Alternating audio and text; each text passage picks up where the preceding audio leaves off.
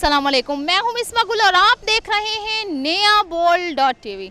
नाजरीन, तब्दीली सरकार तब्दीली लाने के ख्वाब तो देख रही है। अगर गुजरांवाला में बात करें तो तब्दीली सरकार की तरफ से एक पनाहगाह कायम की गई और शुनीदन है कि दूसरी पनाहगाह जो है वो भी कायम कर दी जाएगी और यहाँ पे मुसाफिर और वो लोग जिनके घर नहीं है वो यहाँ पे रह सकेंगे। यहाँ पर जो पनाहगाह है वहाँ पर क्या सहूलियात हैं, यहाँ पर हमारे साथ एक शख्स मौजूद हैं जिनका नाम मोहम्मद तारक है। वो पनाहगाह गए, उनको वहाँ पे क्या कहकर भेज दिया गया, क्या सहूलियात हैं, क्या रवैया उनके साथ वहाँ पे रखा गया, हम उनसे बात करते हैं और उनसे पूछते हैं कि वो क्या इस मामले में कहते हैं। मोहम्मद तारक साहब हमारे साथ मौजूद हैं। अस्सलाम वालेकुम। वालेकुम सलाम।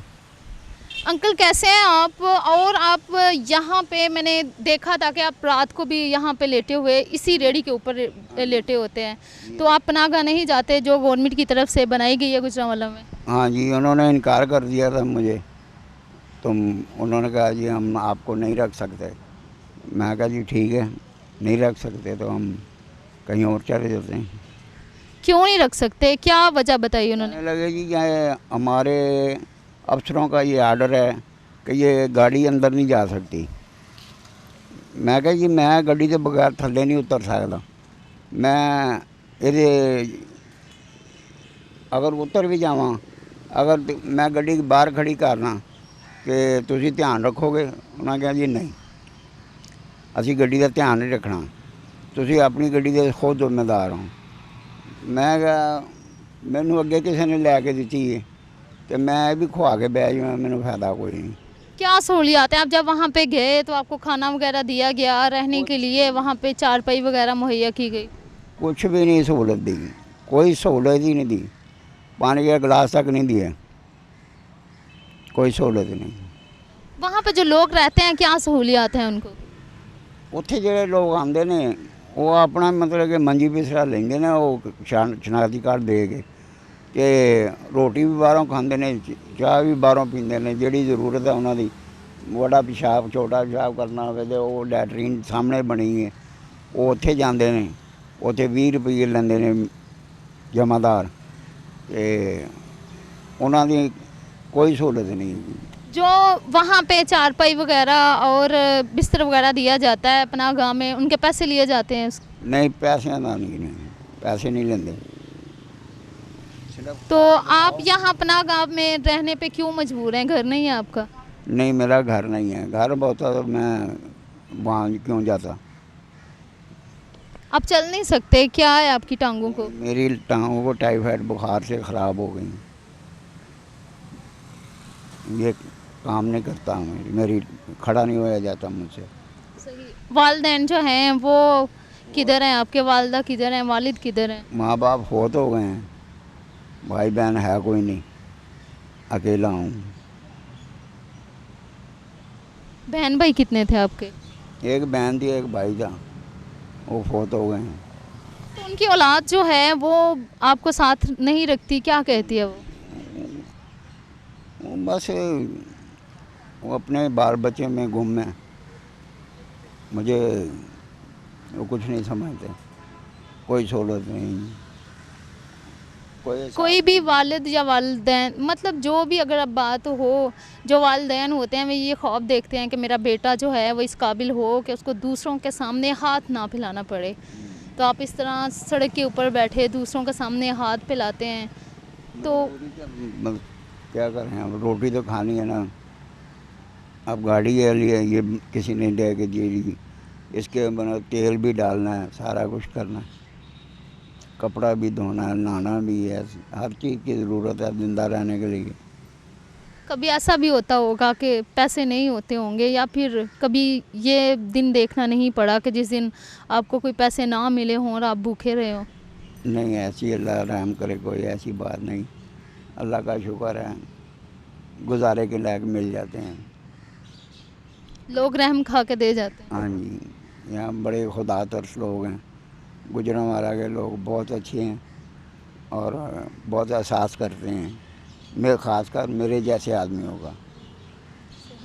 आपको क्या लगता है कि जो इंतज़ामिया है उनको इस मामले में कुछ करना चाहिए? जिन लोगों के घर नहीं है, जो यहाँ पे मतलब सड़कों के ऊपर सोते हैं, उनको इधर ना सोना पड़े। हाँ बिल्कुल ऐसा होना चाहिए, ये तो हुकूमत को सोचना चाहिए ना कि हम ऐसे आदमियों का खुद ख्याल रखें। तो हुकूमत ने पनाहगाह तो बनाई, आप वहाँ पे रहे ना जाके।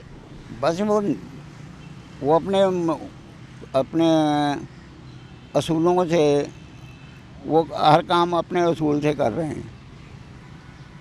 वो कहते हैं ये हमारा ये असूल है, ये कानून है, हमारे ये कैमरे लगे हैं, अफसर हमारे देख रहे हैं। अगर हम आपको या किसी मतलब कुछ करेंगे तो वो हमें एतराज़ होएगा, हमारे ऊपर एतराज़ करेंगे। आपको रखने पे क्या एतराज़ करेंगे वो? मुझे रखने में ये एतराज़ करते हैं ना कि क्योंकि मैं चल नहीं ना सकता, तो गाड़ी की मेरी जिम्मेदारी नहीं ले रहे हो, तो मैं तो गाड़ी छोड़ के जा नहीं सकता कहीं। वो कहते हैं गाड़ी बाहर खड़ी करो, अपनी जिम्मेदारी पे खड़ी करो और अंदर आओ। हाँ जी, लेकिन अगर ऐसा मैं कर भी लूँ तो मुझे वहाँ कोई सहूलत तो है नहीं, क्योंकि खाना भी मैंने बाहर से खाना है। हर काम मैंने अगर बाहर ही करना, सोना की बात है तो मैं इसके ऊपर ही सो जाता हूँ, इसी फट्टे पे, इसी गाड़ी पे, जहाँ मर्जी खड़ी करके मैं सो जाता हूँ। डर नहीं लगता कि इस तरह बीच चौराहे कहीं भी ये गाड़ी आपने खड़ी कर ली और सो गए? नहीं, बस कुछ जगह देख के सो जाते हैं, आराम कर लेते हैं। खुद पे नदामत नहीं आती कि अल्लाह ताला ने ये किस तरह के दिन लाए हैं कि मुझे इस तरह गुजारा करना पड़ता है? ज़िंदगी गुजारने के लिए ऐसे वक्त से गुज़रना पड़ता है। बस शुक्र है अल्लाह का, फिर भी हर हाल में मैं शुक्र करता हूँ। उन्हें जिले हाल भी रखे है ना, बस बहुत अच्छा है। हाँ जी। ज़हन में नहीं आता, शादी नहीं हुई आपकी? नहीं, शादी क्यों नहीं हुई, क्यों नहीं किया? मजदूरी की वजह से, मजदूरी की वजह से शादी भी नहीं हो सकी। क्या हुकूमत को पैगाम देना चाहेंगे, जैसे कि आप कह रहे हैं कि पनाहगाह बनाई है, वहाँ पे सहूलियात के हवाले से या कोई इंतज़ामात जो हैं उनके हवाले से? हुकूमत को मैं यही पैगाम देना चाहता हूँ कि खुदा के लिए हमारे जैसे लोगों का ख्याल किया जाए बस। जी नाज़रीन, अभी आपने इनकी बात सुनी। उनका यही कहना है कि जो पनाहगाह बनाई गई है इमरान खान की तरफ से गुजरांवाला में, उनकी सहूलियात के बारे में बात करें तो वो ये कहते हैं खुद यहाँ पे आना है तो खुद कमाओ खाओ, और मोस्टली इस तरह के लोगों को वहाँ पे रहने नहीं दिया जाता। यहाँ पे एक शख्स मौजूद है, उनसे हम बात करते हैं। वो कहते हैं कि मैंने इनको हर रोज़ यहाँ पे बैठे हुए देखा है। अस्सलाम वालेकुम। वालेकुम सलाम जी। ये जो मतलब मोहम्मद तारिक साहब है यहाँ पे हैं, आप कह रहे थे कि आप इनको कितने अरसे पे से यहाँ पे बैठे देखे? तकरीबन मैंने 1.5 साल से देख रहा हूँ इधर। तो ये बेचारे आते हैं, बारिश होती है जब इधर होते हैं, धूप हो तो इधर होते हैं। इनका कोई सहारा नहीं है, ना बेटा है, ना बेटी है, ना भाई है, ना बहन है, कोई भी नहीं है। सिर्फ वाहद आसरा अल्लाह का है। और यहाँ पे जो दुनिया में बने फिरते हैं, हम खुदा दावे करते हैं हमारी हुकूमत है, हम ये कर रहे हैं, गरीब इंसानों के लिए ये कर रहे हैं, ये कर रहे हैं, मगर यहाँ पे कुछ भी नहीं है। ये जो पनाहगाहें बनाई हैं इन जैसे लोगों के लिए, हम जैसे लिए नहीं, क्योंकि हम तो अपने घर में चले जाते हैं। इनका कोई भी आसरा नहीं है, इनके लिए बनी है, मगर इनको वहाँ पे जाने की इजाज़त नहीं है। ये गलत। अगर इनको इजाज़त नहीं है वहाँ पे जाने की तो किस काम की? किसी का भी हक नहीं है। अगर इनको इजाज़त नहीं है ना तो फिर किसी का हक नहीं है उसमें जाने का। ये तो सब अपने दोस्तों जो उधर बैठे ड्यूटी देते हैं, उन्होंने अपने दोस्तों के लिए सारी ये पनाहगाहें रखी हैं, यशोराम के लिए। बस गरीब आदमी को वहाँ पे जाने की इजाज़त है ही नहीं।